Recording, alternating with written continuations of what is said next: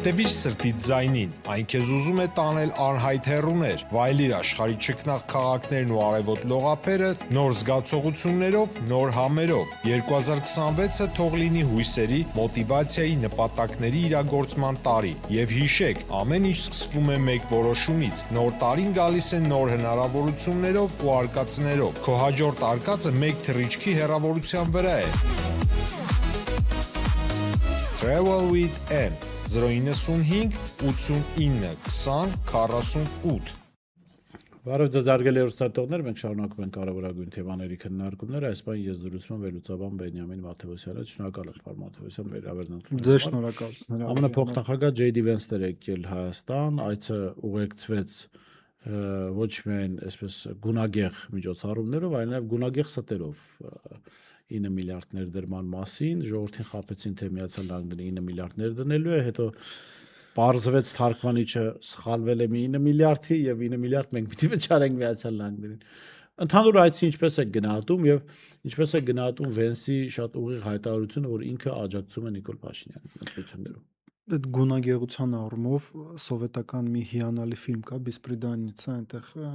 Միխալկովի կերպարը երբ որ գալիս է, ցիգանները պարում են, թե к нам приехал Սերգեյ Սերգեյիչ Դարագոյ, մեզ միայն այդ ցիգաններն էին պակասում։ Դու ցիգանները կային, ԿՊԱ-ականները հավաքված են։ Դու այդ պարերը նկատի ունեմ, ֆորմալ առումով գոնե դա չկար, սա գունագեղության առումով, ինչը վերաբերվում է ամերիկյան կողմի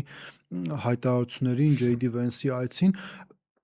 մի քանի շերտի այս ամեն ինչը բաժանենք։ Առաջինը ի սկզբանե իշխանական քարոզչամեքենան, երբ որ խոսում էր J.D. Vance-ի այցի մասին, դեռևս 25 թվականի տարեվերջին, իրենք դա ներկայացնում էին որպես էքսկլյուզիվ այց J.D. Vance-ի Հայաստանի Հանրապետություն, խոսք չէր գնում։ Որում այցից մի քանի օր առաջ էլ այդ պնդումները կային, քարոզչական դաշտում։ Ու չէր խոսում այն մասին, որ նա գնալու է նաև Ադրբեջան, ավելին ադրբեջանական մամուլում էլ այնպես չէ, որ մենք կարող ենք տեսնել հրապարակումներ առայն, որ J.D. Vance-ը գնալու է Ադրբեջան, բայց ինչ տեղի ունեցավ։ Տեղի ունենում Դավոսի միջազգային տնտեսական ֆորումը, որին Նիկոլ Փաշինյանը մասնակցում է միայն վերջին օրը, այն էլ մասնակցում է Դոնալդ Տրամփի նախաձեռնության այդ խաղաղության խորհրդի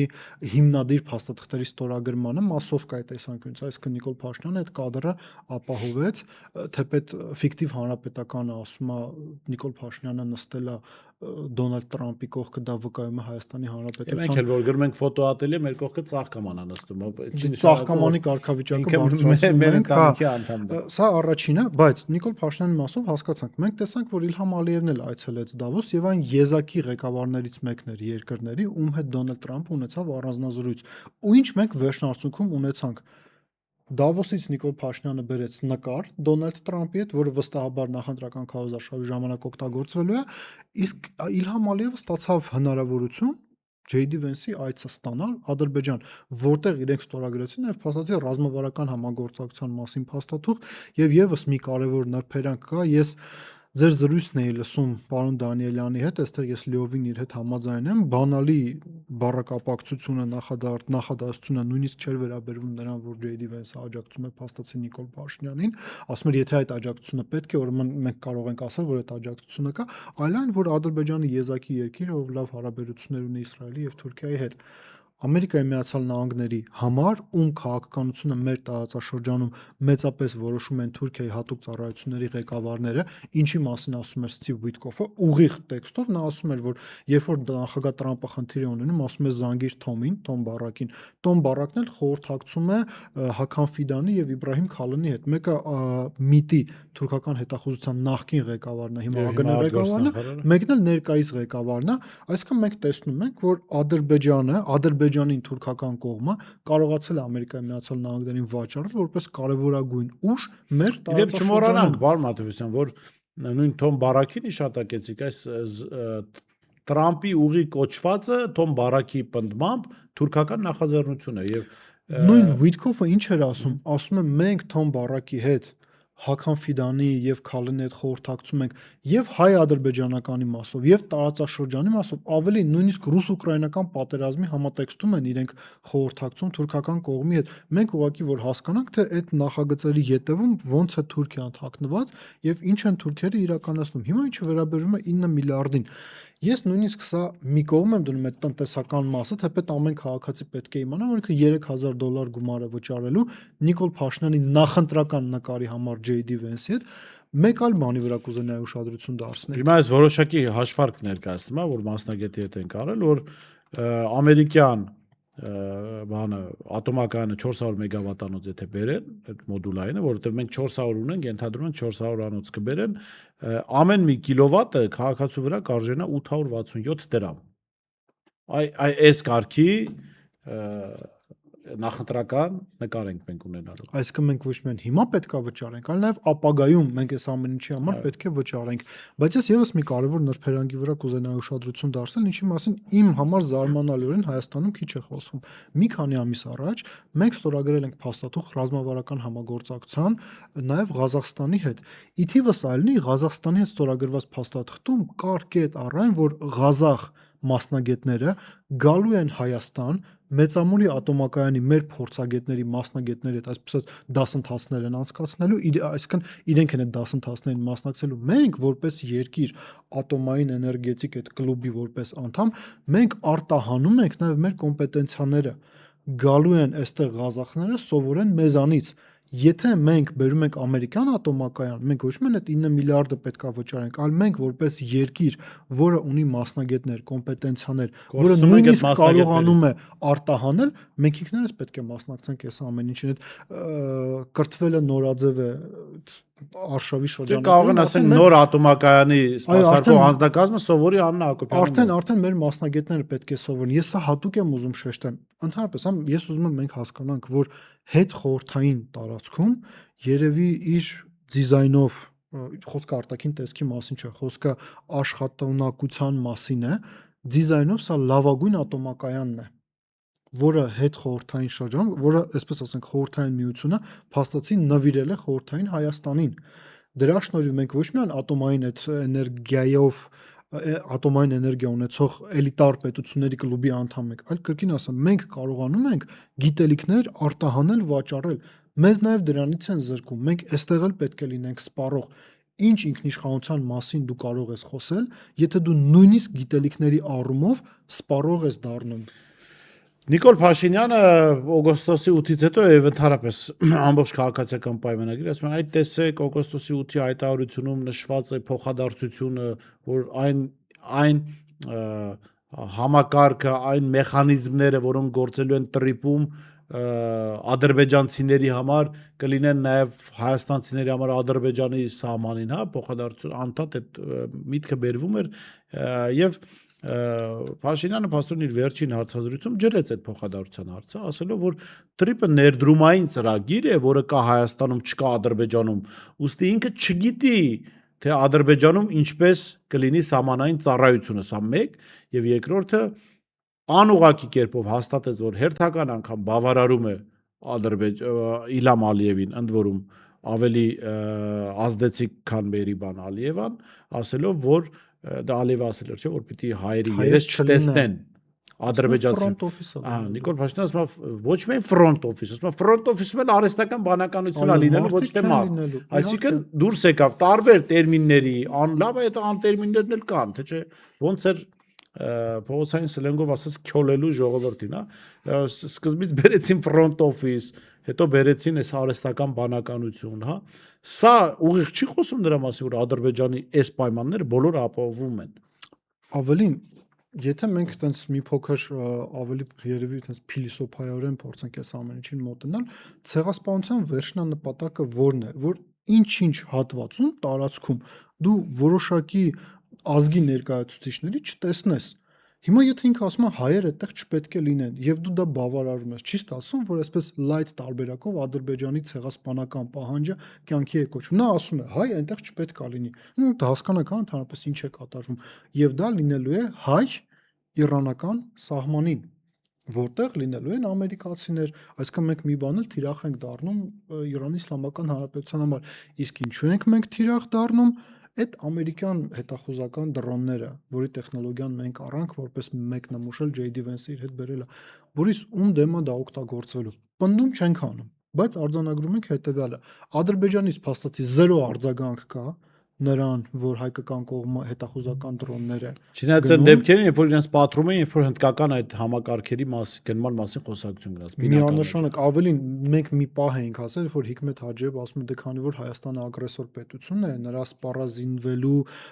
աստիճանը մակարդակը պետքա սահմանափակվի, որովհետև մենք որպես պետություն Ադրբեջանի մասն ասում ենք, մենք խնդիր ենք ունեցել Հայաստանի հետ, որովհետև իրենք կարողացել են սպառազինության բավականին լայն ծավալ ունենալ։ Ինչու ադրբեջանցիները լռում են։ Միգուցե իրենք շատ լավ գիտեն, թե ում դեմ է այդ ամեն ինչը օգտագործվելու։ Մենք պնդում չենք անում, զուտ արձանագրում ենք իրողությունները։ Հետևաբար գուցե ոչ միայն գիտեն, այլ նաև այդ ծրագրում Ադրբեջանն ու Հայաստանը դաշնակիցներ են, չէ՞ որ ազգային ժողովի արդեն նախկին ընդդիմադիրներից մեկը ասաց, որ Ադրբեջանն ու Հայաստանը ԿՊ-ի կողմ անցած բնական դաշնակիցներ են։ Բնական դաշնակիցներն ում դեմ Իրանի առաջին հերթին։ Բայց ես այստեղ ինչ եմ ուզում ասեմ, այդ բնական դաշնակցության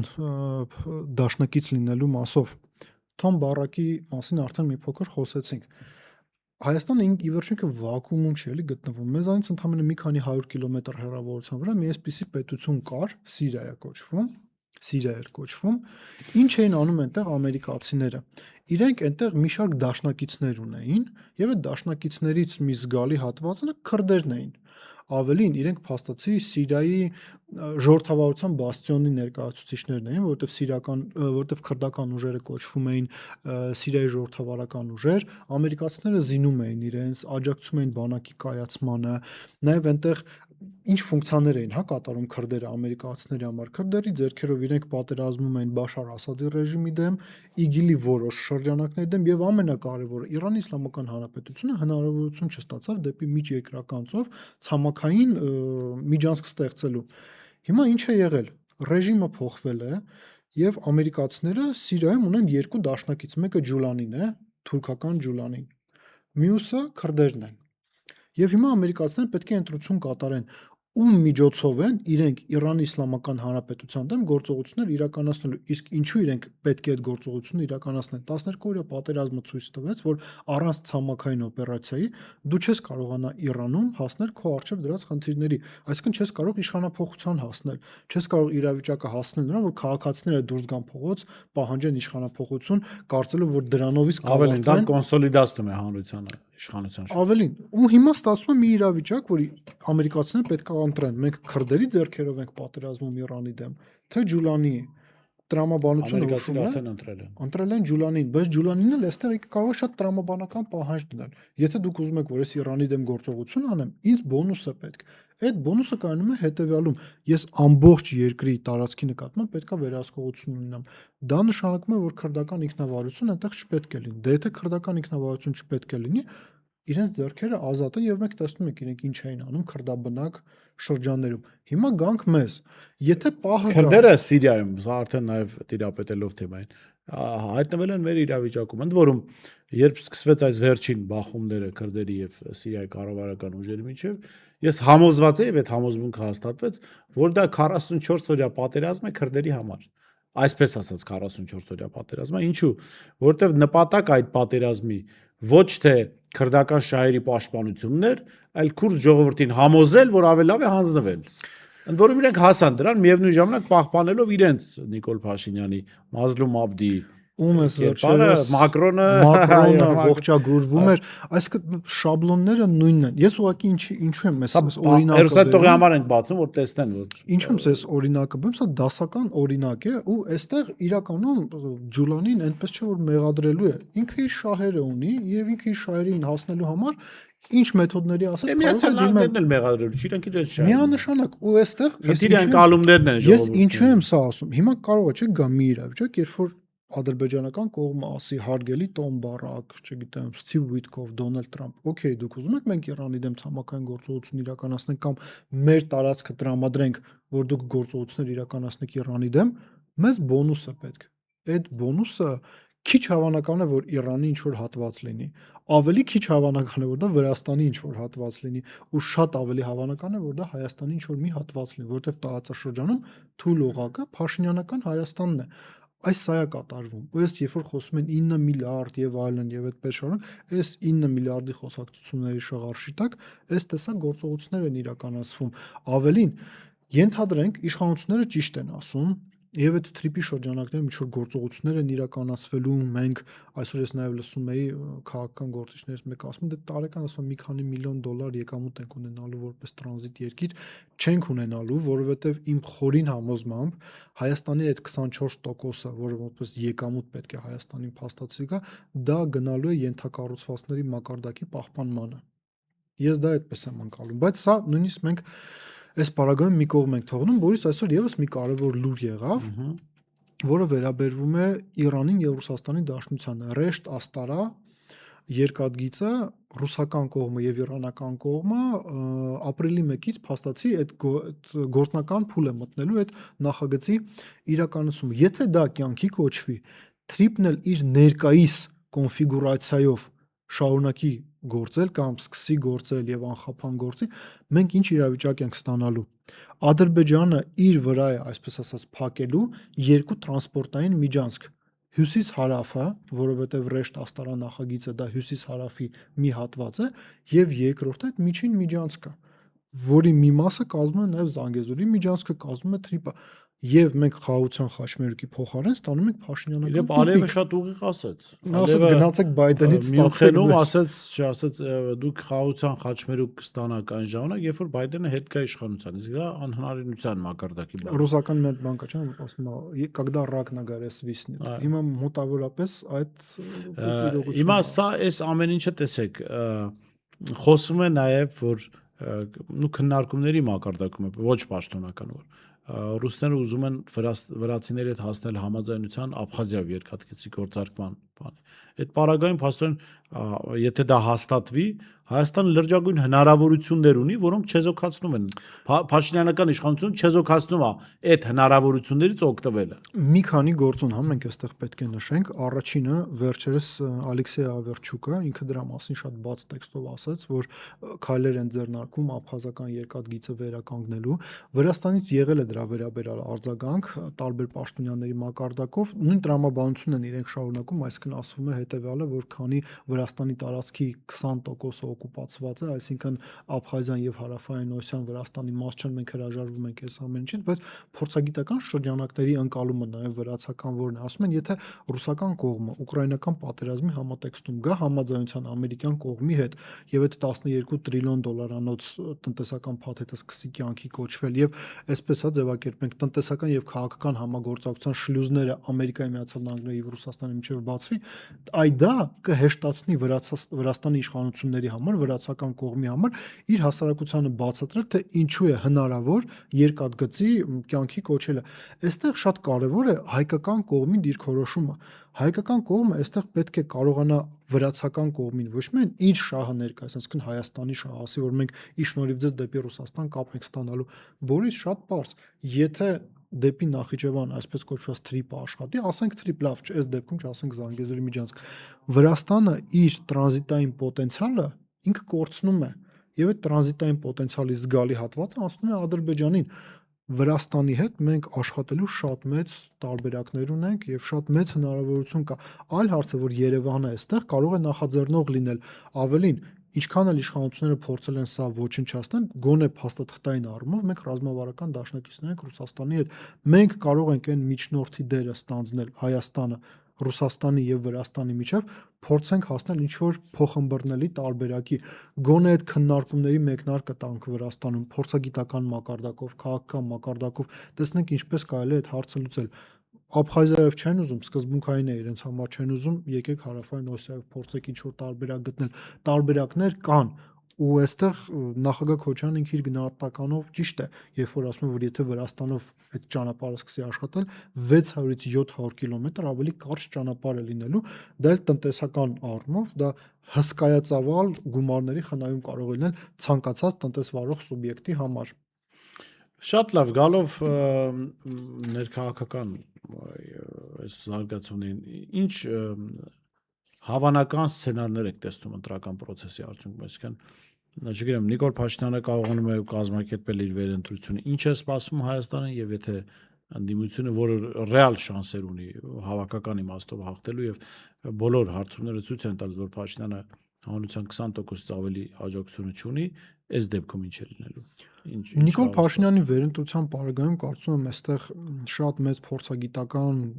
հմտություններ չպետք է ունենաս հասկանալու համար ինչ է լինելու այն համատեքստում, որ Ադրբեջանից եւ Թուրքիայից իրական շատ անկեղծ ասում են ինչ է լինելու, սկսած այսպես կոչված արևմտյան Ադրբեջան նախագծի իրականացումից, որը պետք է ենթադրի ադրբեջանցիների տեղափոխություն Հայաստան, ու իդեպ ես ուզում եմ սա հատուկ շեշտենք